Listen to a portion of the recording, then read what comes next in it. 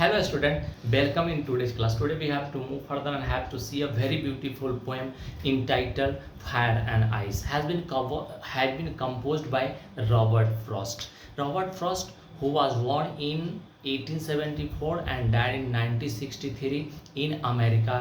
He was a realistic poet. जी हाँ, वह एक रियलिस्टिक पोएट थे और इसमें भी उन्होंने रियलिस्टिक अप्रोच पे बात किया है, रियलिस्टिक टर्म पे बात किया। बात ऐसा है कि कुछ लोगों का कहना है कि यह संसार आग से समाप्त हो जाएगा और कुछ लोगों का कहना है कि यह संसार आइस से समाप्त हो जाएंगे। तो आपके मन में होगा कि sir fire and it means जब आग लगेंगे तो क्या होगा, एक शहर, एक जंगल, एक बस्ती समाप्त हो सकता है। यह संसार तो कोई बस्ती नहीं, कोई शहर नहीं कि पूरा का पूरा समाप्त हो जाए। जी हाँ, आपका कहना या आपका सोचना बिल्कुल सही होगा। कुछ लोग ऐसे ही सोचेंगे, क्या आइस इतना डिस्ट्रक्टिव होगा कि पूरी दुनिया को समाप्त कर देगा? नहीं, ऐसा नहीं हो सकता कि आग जो है वह पूरी दुनिया को समाप्त कर दे और आइस भी। लेकिन यहाँ जो फायर और आइस जिसके बारे में कवि कहना चाहते हैं वह बड़ी ही सिंबॉलिक है। एंड इट मीन्स फायर जिसके बारे में कवि बात कर रहे हैं वह फायर का मतलब होता है पैशन, जोश, उन्माद। वह जोश, वह उन्माद नहीं, यानी जब आदमी के ऊपर हावी हो जाए तो वह आदमी को तो बर्बाद करता ही करता है, उसके वजह से बहुत बड़े स्तर पे ब्लड शेड होते हैं। जैसा आप समझ सकते हैं, हिटलर एक बार उन्मादी हो गया था और इट मीन्स पूरी दुनिया को अपने कंट्रोल या फिर पूरी दुनिया का तानाशाह बनना चाहता था और जिसके वजह से उसने बड़ा डिस्ट्रक्शन लाया, बहुत बड़े स्तर पे ब्लड शेड हुए और पूरी दुनिया तबाही का मंजर बन गया था। पूरी दुनिया में तबाही तबाह था। सारे जो दुनिया के देश थे वह इस युद्ध में इन्वॉल्व थे और वह किसी न किसी रूप में उनका हनन हुआ, उनका शोषण हुआ, जैसा आप देख सकते हैं। तो अब हम लोग जो बढ़ेंगे यहाँ देखेंगे कि आखिर पोएट फायर के बारे में क्या बात कर रहे हैं। तो फायर जिसके बारे में मैंने आपको बताया, यह पैशन या डिजायर का सिंबल है नहीं, और आइस यहाँ यह भी सिंबॉलिक है और इसका मतलब होता है हेट्रेड, कॉन्टेम्प्ट, घृणा, जिसको आप बोलते हैं इंडिफरेंस, जिसको उदासीनता बोलते हैं। यह जो दोनों चीज़ है यह बहुत ही डिस्ट्रक्टिव है।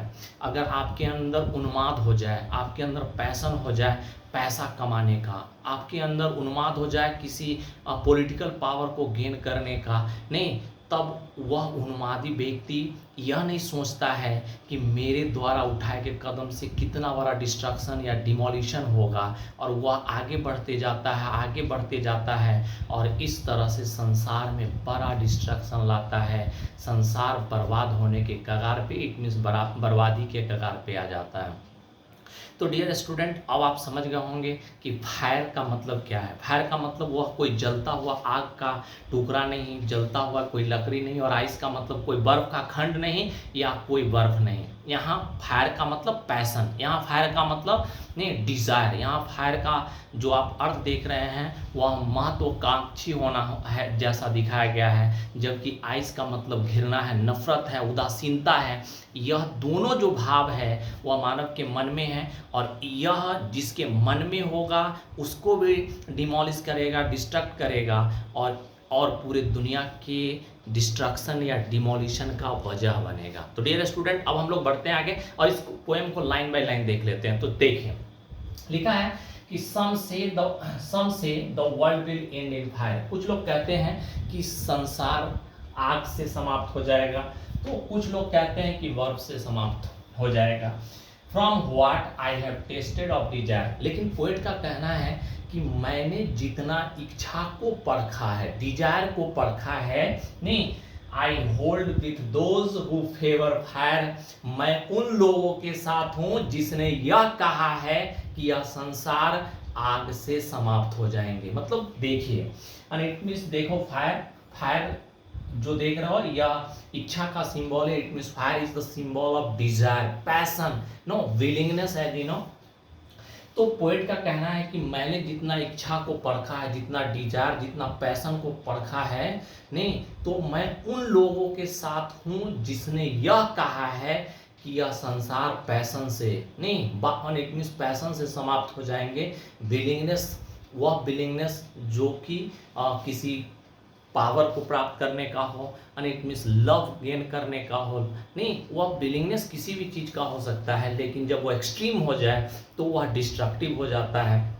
और पोएट का कहना है कि भले ही लोग कहते हैं कि यह संसार आग से समाप्त हो जाएगा, भले ही लोग कहते हैं कि यह संसार आइस से समाप्त हो जाएगा, लेकिन मैंने जितना परखा है इस डिजायर को, मतलब इस आग को, तो मैं उन लोगों के साथ जाऊंगा जो यह कहते हैं कि यह संसार आग से समाप्त हो जाएगा। यहाँ तक का बात मैंने आपको बताया।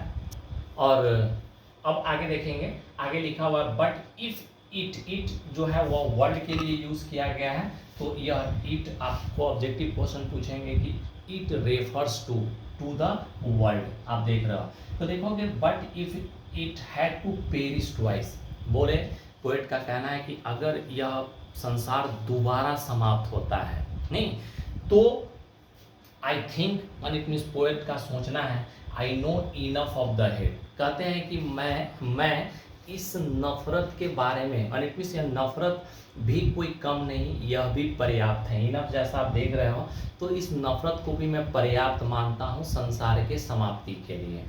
देखोगे to say that for destruction ice, अब देखोगे इस आइस से जो बर्बादी होंगे उसके बारे में अब मेरा कहना है, यह पोएट बोल रहे हैं, मैं नहीं, एंड इट मीन्स पोएट का कहना है कि जो आइस से डिस्ट्रक्शन होंगे इसके बारे में अब जो कहना है वह यह है कि इज ऑल्सो ग्रेट, और आइस से जो डिस्ट्रक्शन होंगे वह भी विशाल होगा, बड़ा होगा, प्रचुर होगा, एंड वुड सुफाइस का मतलब सफिशिएंट, इट मीन्स आइस वाले जो डिस्ट्रक्शन होंगे वह भी बड़े मात्रा में होंगे, पर्याप्त मात्रा में होंगे, और वह भी संसार को समाप्त करने में सक्षम होगा। जी हाँ, तो इसको हम लोग देखते हैं, कुछ लोगों का कहना है कि संसार आग से समाप्त हो जाएंगे, जबकि कुछ लोगों का कहना है कि यह आइस से समाप्त होंगे, लेकिन पोएट कहते हैं कि मैंने जितना डिजायर को, मतलब इच्छा को पढ़ा है, तो मैं उन लोगों के साथ हूँ जिसने यह कहा है कि यह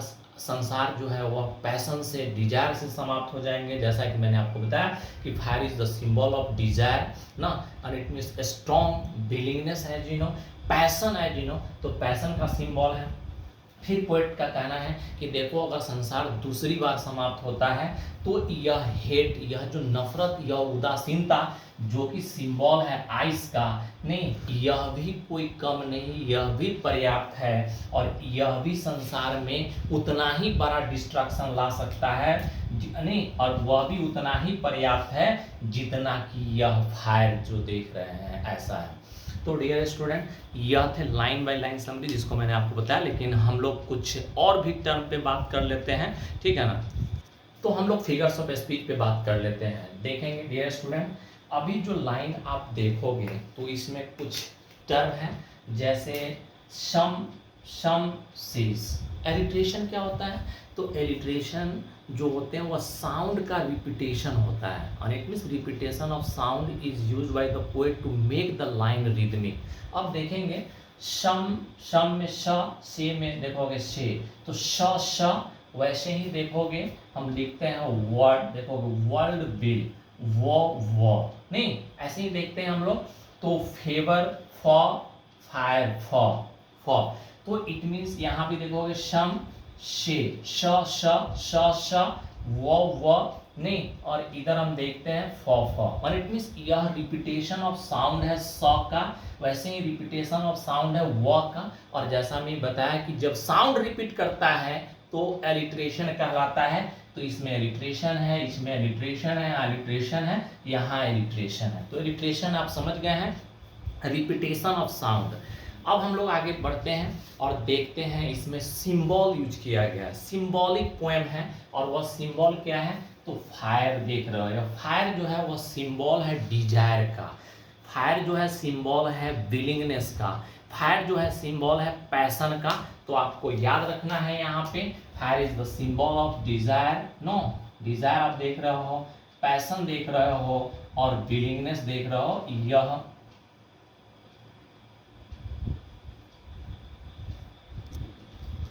और यह जो आइस जो है यह सिंबल है किसका? तो आप देखोगे हेट्रेड का, नहीं, हेट्रेड का यह सिंबल है, कोल्डनेस का सिंबल है, आप देखोगे इनडिफरेंस का सिंबल है। जी हाँ, तो यह सिंबॉलिक पोएम है जिसमें मैंने आपको बताया कि किस तरह से सिंबल है। उसके बाद हम लोग बढ़ते हैं, एक फिगर्स ऑफ स्पीच है जिसका नाम एनाफोरा है। जी हाँ, एनाफोरा। एनाफोरा मतलब क्या होता है, तो देखोगे some say the world will end in fire, some say in ice. तो देखोगे सम से और सम से पूरे लाइन का रिपीटेशन, इट मीन्स ऊपर नीचे है। तो इस तरह के जो लाइन रिपीट करते हैं वह एनाफोरा कहलाता है। जी हाँ, एनाफोरा। तो अब हम लोग देखते हैं, इसको समरी देखें। अब इस पोएम का जो थीम है वह क्या है, तो the poets wants to tell a person who can restore peace in the world only by love. देखो कि इस संसार में अगर हम शांति स्थापित करना चाहते हैं, इस संसार पे अगर हम कंट्रोल इस्टेब्लिश करना चाहते हैं, तो वह केवल और केवल प्यार से ही संभव है। जी हाँ, केवल प्यार से ही संभव है, केवल अहिंसा से ही संभव है। नहीं, जैसा कि हमारे बहुत सारे लोगों ने बोला, महात्मा गांधी ने नॉन वायलेंस बोला कि नॉन वायलेंस वो विपॉन है जिसके आधार पे हम पूरे संसार में शांति ला सकते हैं, लोगों के हृदय को जीत सकते हैं। और पोएट भी यही बोल रहे हैं कि अगर आप संसार का मालिक अधिपति बनना चाहते हो तो प्रेम करना सिखाना होगा लोगों को। प्रेम से ही लोग इट मीन्स पूरी दुनिया का अधिपति बन सकते हो, नॉन वायलेंस से ही हो सकते हो। इट मीन्स बड़ा युद्ध करके नहीं, किसी से नफरत करके आप दुनिया का अधिपति नहीं बन सकते हो। अगर आप नफरत करते हो तो वह नफरत दूसरे लोग भी नफरत करेंगे और इस तरह से संसार में डिस्ट्रक्शन होगा, डिमोलिशन होगा, जैसा कि आप हिटलर के केस में देखे हैं। तो इस तरह से यह पोएम रियली बहुत ही सुंदर है और मैं आशा करता हूँ कि यह पोएम आप अच्छे से समझ गए होंगे। अब नेक्स्ट वीडियो में हम लोग नेक्स्ट पोएम के साथ मिलेंगे, तब तक धन्यवाद।